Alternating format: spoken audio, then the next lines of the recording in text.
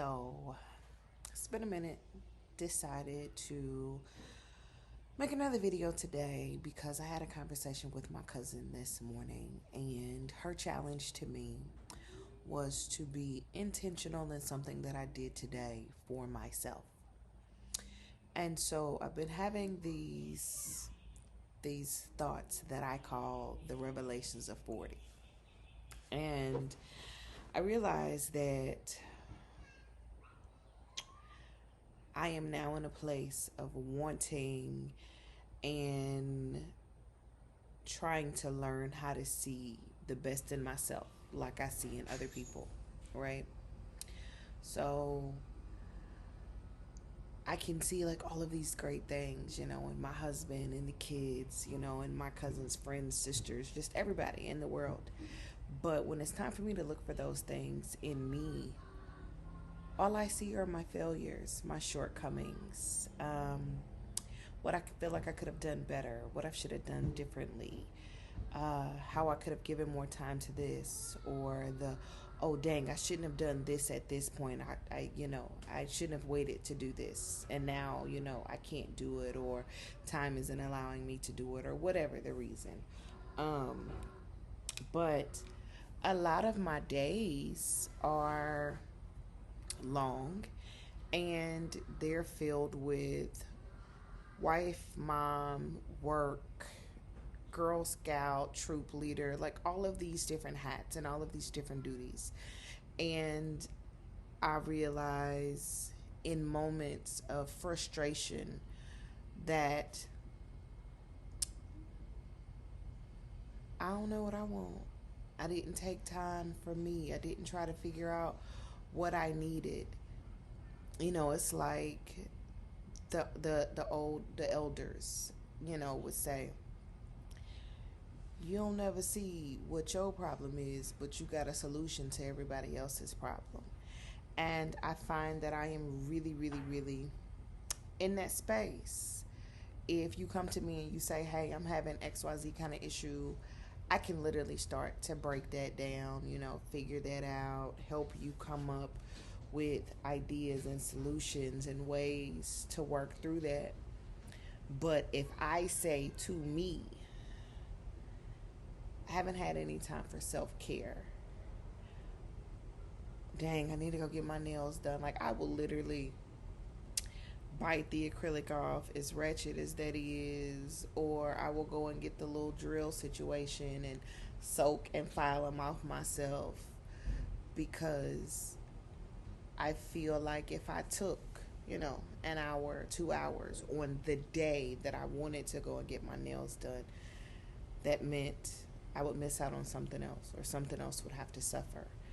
And that's not what I have always felt like a good mother or good wife did. And I guess a lot of that came from watching my mom. My mom never did anything for herself. And if she did do something for herself, there was really, really a guilt component in it. And in a conversation with my cousin earlier today, I was telling her how I used to believe that if I did not have it myself, if I could not do it myself, then I guess I was meant to not have, or not do, or not accomplish. Case in point. So I had cancer surgery back in 2013. I had thyroid cancer, 2 tumors in my neck.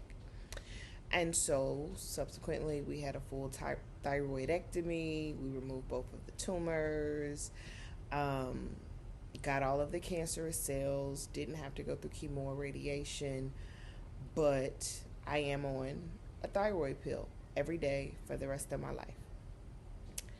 My husband and I were getting started, in our relationship, and he was the only one working. He was rocking the whole household. Superman on his Superman ish. And he's a provider. So, of course, in his mind, he's like, let me know.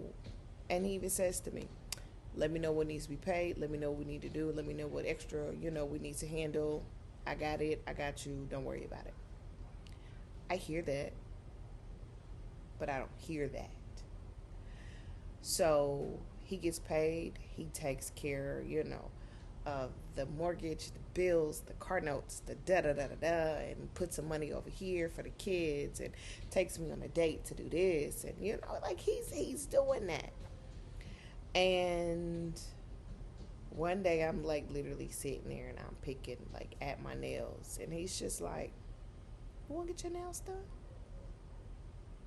Well, yeah, but I can't really afford that right now. Don't worry about it, babe. I got it. Like, I got you. Takes me to the nail salon, lets me get, whatever I want done, So I, fancy it up a little bit. I'm feeling, special.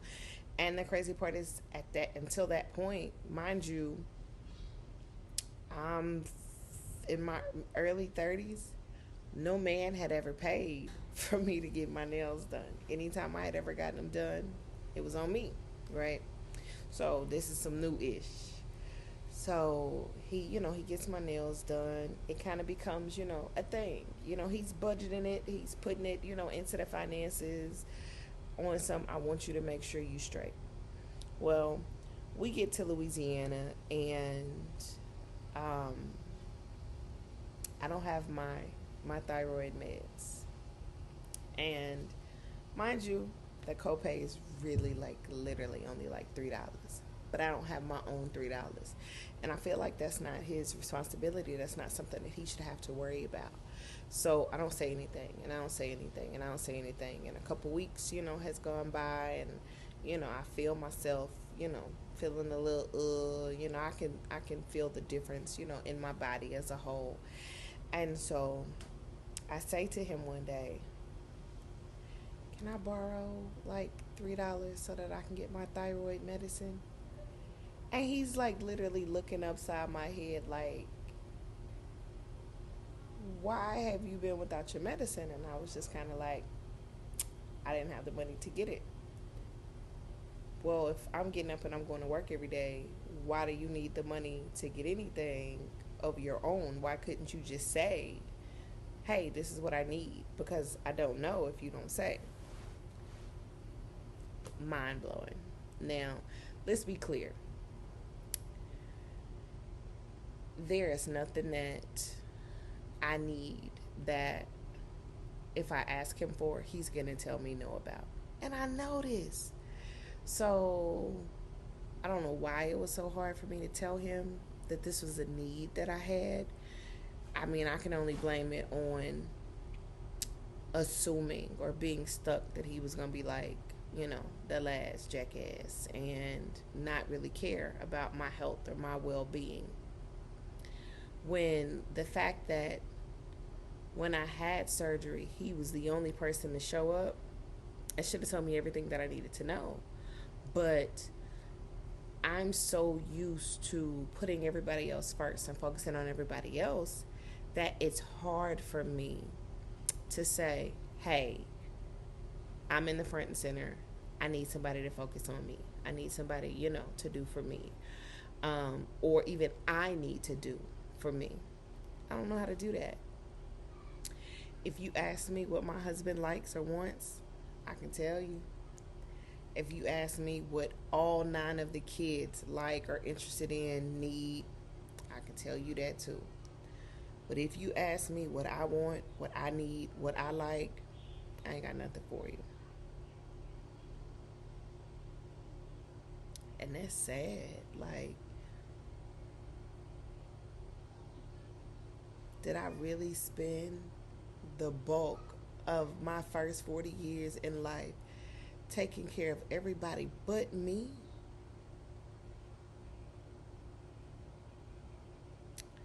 I've really been out here like falling apart, and my husband has been using as much spackle, splackle, whatever the stuff is, as he could to piece me back together, put me together the best way that he knows how, because I don't know how to tell him how to fix me because I don't ever take the time to figure out what me needs.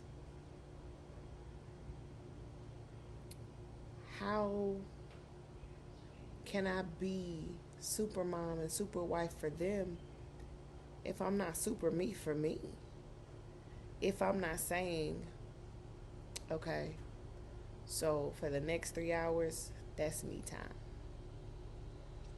Whether that means I'm going to take a bubble bath, whether that means I'm going, to get my hair done, whether that means I'm just going to journal or I'm going to do nothing. In 40, I need to learn how to love me the way that I expect my husband to love me. And if I expect him to love me without conditions, without reservations, and be completely open and vulnerable to everything that he has to give,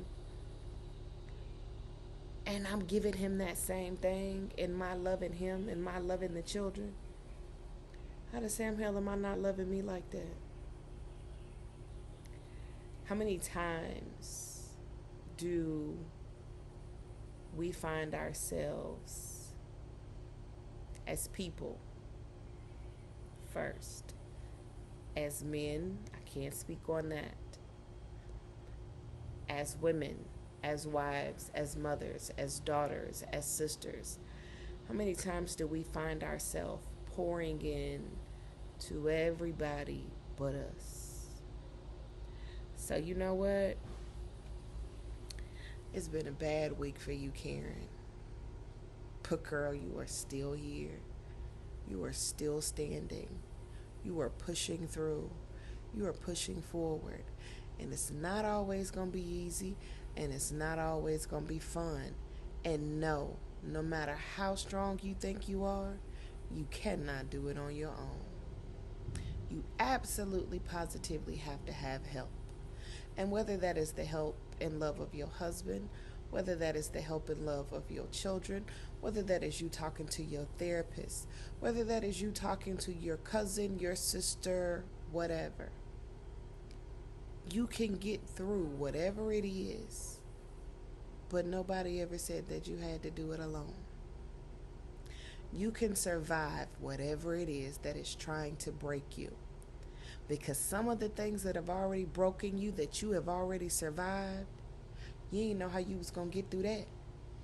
And look at you, still here, still pushing. You are yet here in spite of everything that has tried to break you down.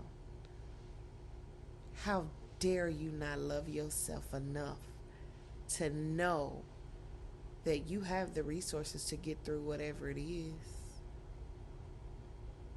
So no, I wasn't just talking to me. I was talking to you too.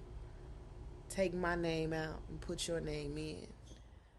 Figure out what it is that you need, that you want, that you want to do, want to accomplish. And let's set a plan and figure out how to get there. Why do we have to wait till January 1st to set goals and resolutions? Because if you think about it, that should be really set on our birthdays. Or on Tuesday, just because it's Tuesday. On Wednesday, because it was something that you realized you were interested in, something that you like to do. I've been so focused on not wanting to fail that I was failing, and it felt like it was the end of the world.